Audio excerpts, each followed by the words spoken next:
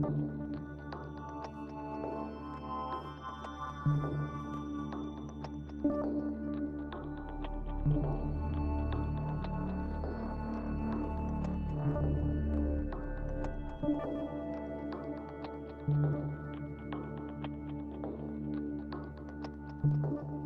at 28 seconds.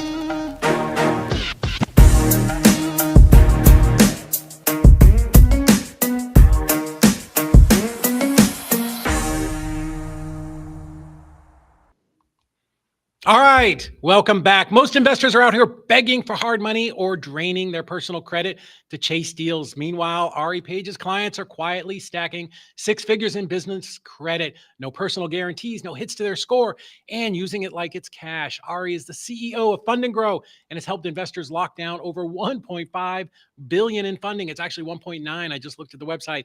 And today he's dropping the three biggest advantages of business credit cards and why the banks don't want you to know the game. So if you're serious about scaling, stop playing small. Let's get into it. Welcome to the Closers Club. All right. Listen, most investors have no idea how powerful business credit can be, but you know. So let's talk about that. What are the biggest things that they're missing, and why do banks keep this so quiet? Well, first, Dave, thank you so much for having me on. Excited to be here. And yeah, it's a very underutilized funding tool. So everyone has heard of the mortgages and hard money loans and all the other forms of business lines of credit, home equity lines of credit. And all of these forms of funding are all secured funding. And it's all great funding. You know, hard money loan might cost you an arm and a leg. It could be a little dangerous. A mortgage might cost you, literally hundreds of thousands of dollars over the course of the mortgage. But all of those forms of funding are useful and needed for certain points of certain projects. Like if you're buying a home, you might want to use a mortgage, or if you're doing buying a new property for flipping, you might want to use a hard money loan.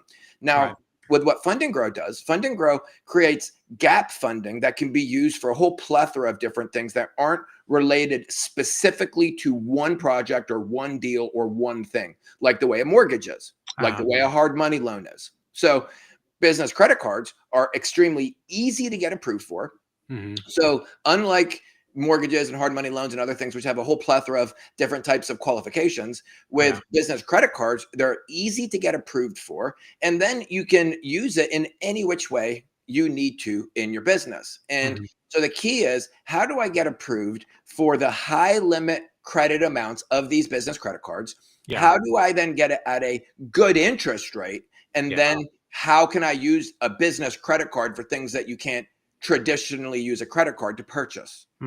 So for people that have never used business credit, what's the biggest myth that's holding them back from applying and getting that and utilizing that in their business?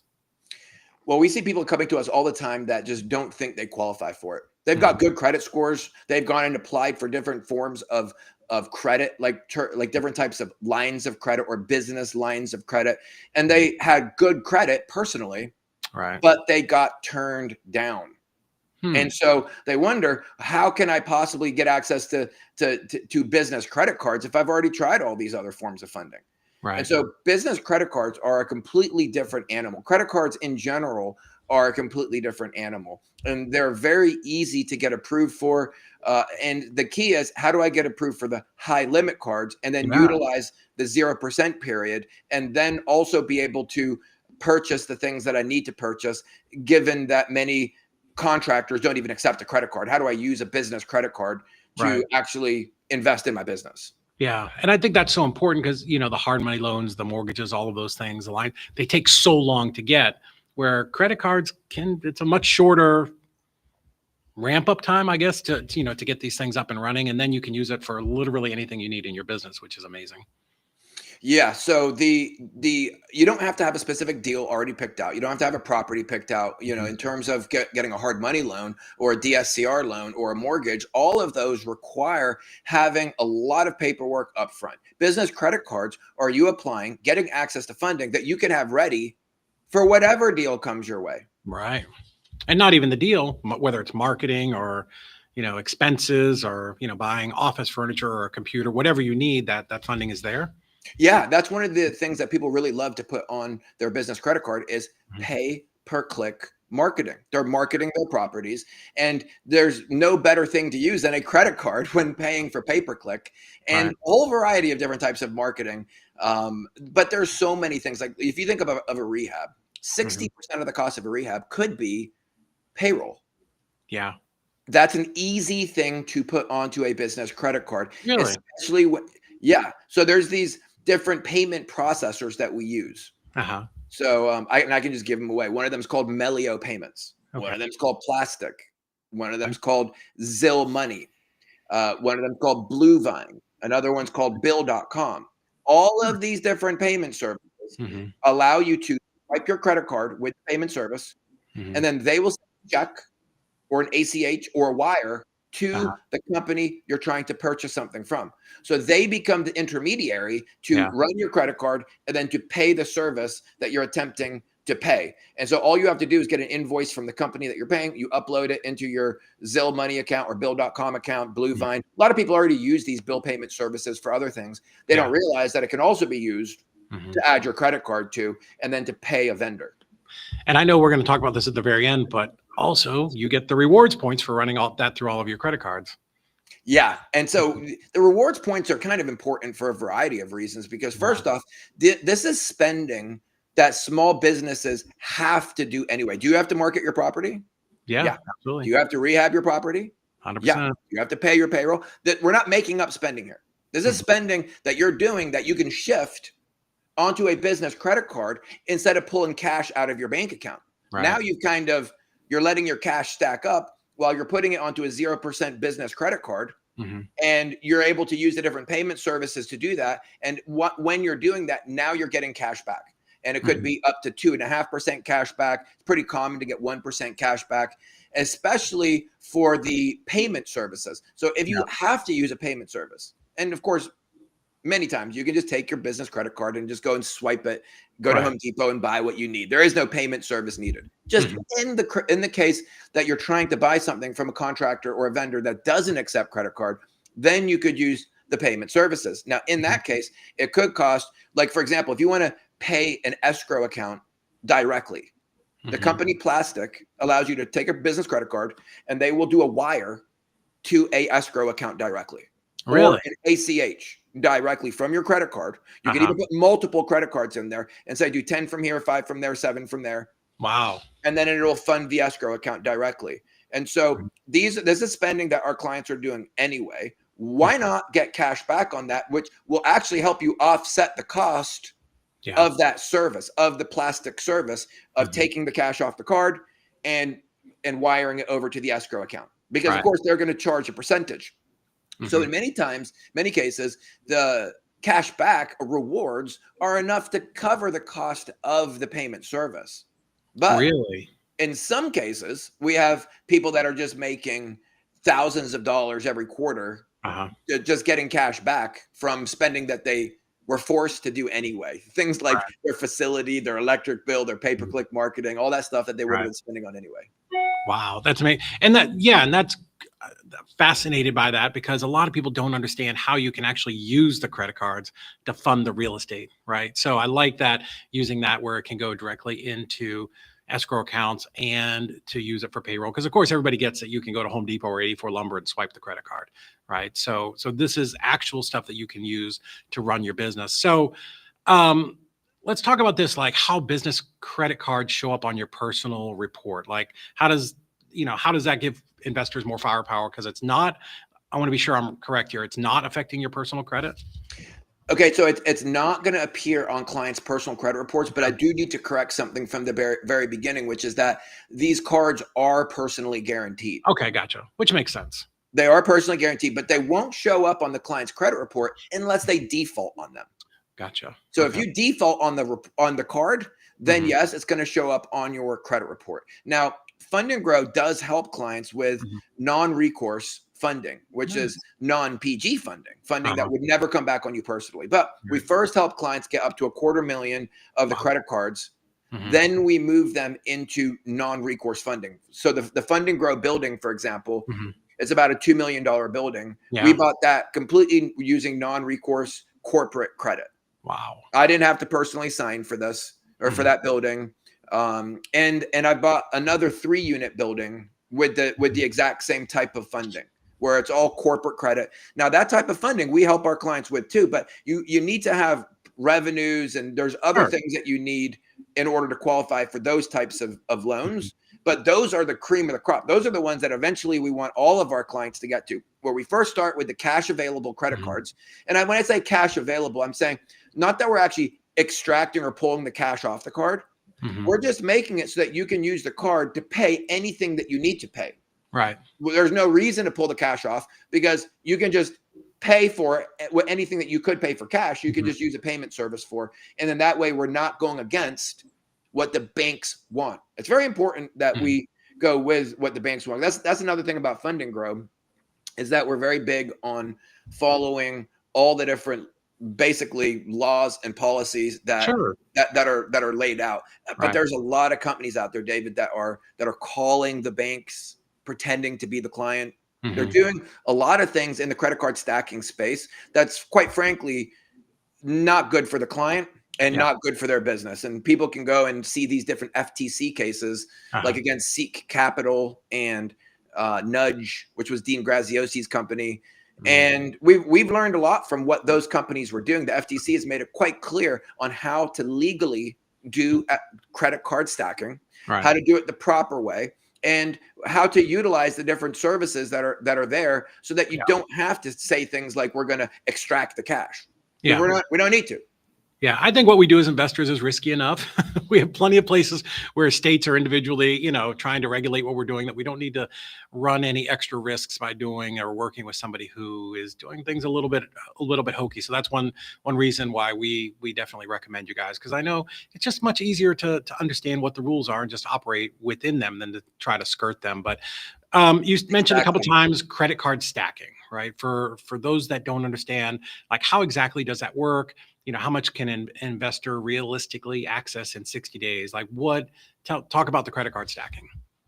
So credit card stacking is just like one of the coolest things ever. Yeah. And I'm pretty sure that everybody watching this video probably has a credit card of some kind. So I'm going to just break down exactly what credit card stacking is from such an easy perspective that anybody can now do it. So let's imagine that you have a Chase card for, let's just say it's 10,000. So you have a Chase card for 10,000 and you've had it open for about a year.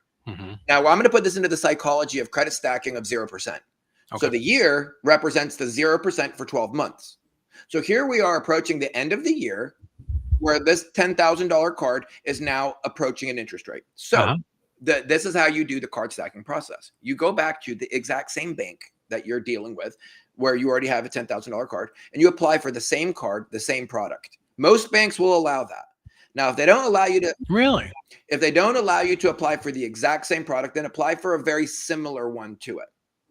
So once you've gotten approved for that card, and if you already have good credit, you've already got approved for the last card and you've used it responsibly, there's no reason why you wouldn't get approved for something.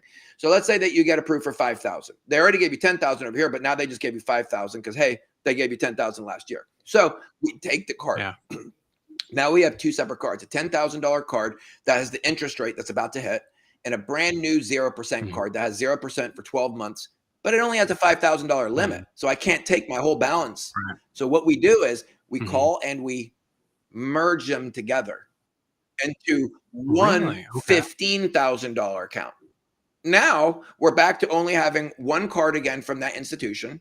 We merge the card into the older card so that we keep the longer seasoning. The seasoning is the length the account of time has been open. And the 0% that was only on the $5,000 account, because you've merged it, is now on the $15,000 account. And this is the only way to take an old account, to get 0% over top of it, to grow the limit. This is card stacking. And a lot of different companies try to copy what we do. And we figured this out a long time ago. We're the ones that have been doing it for the longest time. I don't know, David, if you've ever heard of other ones trying to copy it. I've never heard of that strategy. When I thought you were going to say card stacking was, I get a bunch of credit cards and, like you talk about, I use a little bit off of this one, you a little bit off of all the different cards. Never dreamed that it was merging two cards together. That is brilliant. So now this works even differently on the business side, because on the business side, they only allow for a Visa business and a MasterCard business from each one of these banks. They don't just allow for unlimited ones. So once we have a Visa card, then we are able to do that same strategy where we apply for the MasterCard, 6 months, 12 months down the road, merge them together. Then we're back to just having the Visa card. Now we can apply for the Master again. Yeah. And so this card stacking process works with every bank. Now, add on top of that the idea that we're going to grow each individual limit, but we also are going to apply for 5 different credit lines at the same time. We're going to go for American Express, Bank of America, Chase, Wells Fargo, Elan, maybe other ones. The point is that we're not only doing the credit stacking on one bank with one card. We're doing it across the board. This is how we build up to 250,000 of business credit cards. Wow. Okay. So this isn't something that I guess somebody can do on their own, but there's actual strategy here in how to approach this and which cards to get first and which and to go. I love the idea of going for the Visa first and then the MasterCard and then the American. Yeah, some people can do it on their own, but they won't get the high limits that we get. They won't know about all the payment services. They'll be able to prove to themselves that the process works, but once they're ready for the high limit cards, and they're ready for an ease of use and to proper merging, then they come to us and we get them to larger limits. Right.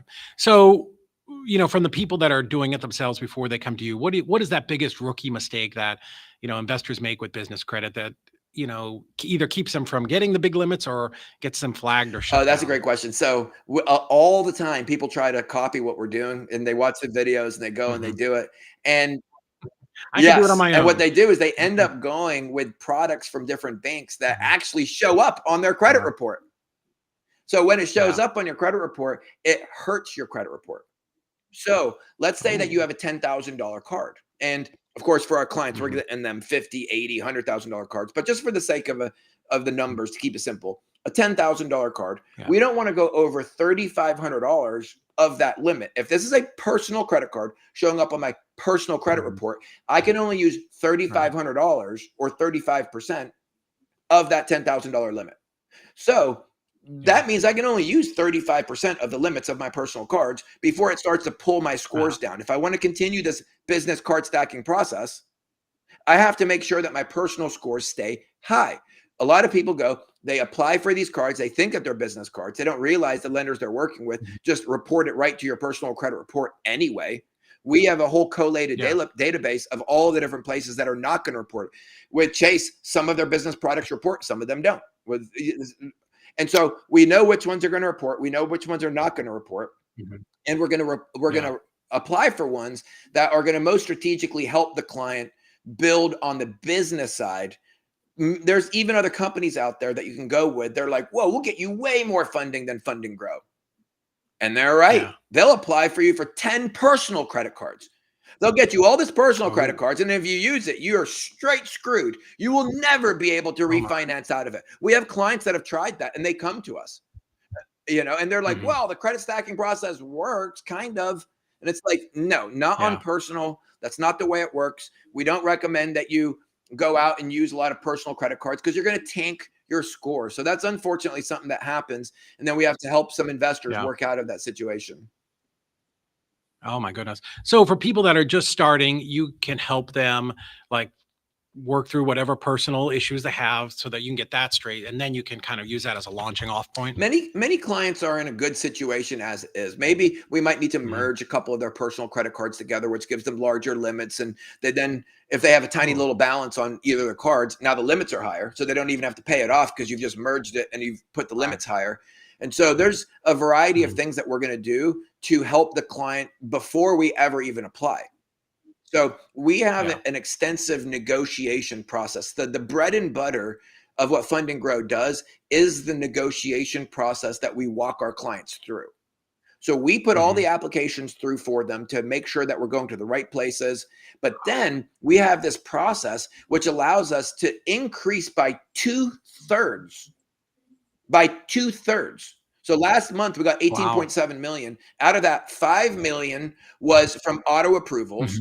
And 13.7 came from the negotiation process. That is, so 2/3 of all the credit that's coming in is coming from us showing the client how to interact with the underwriter, how to send them an email, how to send them a text, how to interact with them, to tell them what they need to tell them in order to get these approved. Literally 2/3 of the credit comes in from our consultative communication of what we're teaching the client to communicate with the underwriter. That's how important your communications with the banks are. They could just approve you for a huge limit or decline you. It's all based on the way it's presented and the way that you communicate with them. Now, there's other companies out there that will literally impersonate you. Like, hi, this is David Old. You know, and they literally are calling the banks. They're impersonating you. And so instead of teaching the client how to do it legally, they're doing it illegally, like these other companies that FTC shut down. And so we want to make sure that our clients are being fully protected, as well as our affiliates. Right. I think that's absolutely amazing. So guys, this is not something that you should try to do on your own. Honestly, I wouldn't even know how to call, even though you've told me, you just explained it to me. I still don't think I could walk in the office and call American Express or Chase or Citi or Bank of America and figure out how to merge those cards. So if this is something that you're looking at doing correctly, my advice would be call Fund and Grow. I have some friends who have run tremendously successful businesses like Nick Perry, who have used Fund and Grow to like their business is built off of the credit cards. And if you follow Nick, he will show you like his 52 deck card of all of his credit cards. So highly recommend you guys jump on here. When they go to this link, what will they find? So when they go to the link that's on the screen, they're going to go to a pre-qualification page. So they're going to be able to put their information in without even putting a date of birth or social security number. And it's going to give them a immediate soft pre-qualification. So it's not going to put a hard pull on their credit report. It's not going to leave a pesky inquiry. It'll be a soft pull to look at their report and to see how much business credit cards you would qualify for right now and how much you would get over the course of the membership. And if you don't qualify, it'll tell you what to do to qualify. For example, if a pay down is needed, or if you need credit repair, or whatever the case may be, it'll give you that as a readout. Then below that, there's a calendar tool that will pop up. Now, anybody that books a calendar tool is going to get a free business credit consultation, even if you don't qualify for what we do. We'll point you in the right direction so that hopefully one day you do qualify and you'll come back to us. Awesome. All right. Thank you so much, man. Last word for investors and, why they should build their business credit, how important that can be. Well, that question makes me think of why I left my corporate job and strayed out into the field of entrepreneurship, which I'm so ever grateful for, so thankful for, because it's just so completely changed my life. And when I think about it, like all the things that we learned about in school, like back hundreds of years ago, the average American was a business owner. They were a farmer. They did woodworking. They did trading. They directly presented their wares to the market. Most. Now, fast forward hundreds of years, and everybody works for these massive corporations. You and me, it seems that our mission is to bring people back to their own center of power, for them to be in charge of their own life again. And that means being in charge of your finances, in charge of a business. A business is a perfect tool to make you financially independent, to make your family financially independent. It ripples out into your community, it affects so many different people. And Fund and Grow is at the core, the basement of building of all of these different businesses. Every single one, whether it be real estate businesses, Amazon, e-commerce stuff. And we've helped so many, over 30,000 small businesses get about, like you mentioned on the beginning of the call, about $2 billion in credit cards, business credit cards, on average 250,000. And it's making such a big difference. It's like, I think that every person should venture out from their corporate job and become an entrepreneur. It's good. I was raised in the Amish, and then I come out into the world and I'm like, wait, what's going on? They taught me money was evil and bad and all that. I had to change my thinking a lot. And that was a beautiful thing for me, because it allowed me to see the immense opportunity, so much opportunity. You can come out as coming from the Amish is like moving from a third world country. you have a horse and a buggy. I'm being a little facetious, but it's you basically have nothing. And I know if I can do this in America, and using tools Mhm. that the banks so generously give us, like other people's money, like these business credit cards, Yeah. then I know all of these entrepreneurs can do it. Wonderful. Ari, thank you so much. I appreciate you coming on. You're dropping absolute bombs of knowledge here. And you guys are absolutely so foundational for so many people that I know in the real estate business. And as far as I know, you're literally the number one recommended person for, building credit and business credit cards. So thank you so much for Thank you for popping on. having me, David.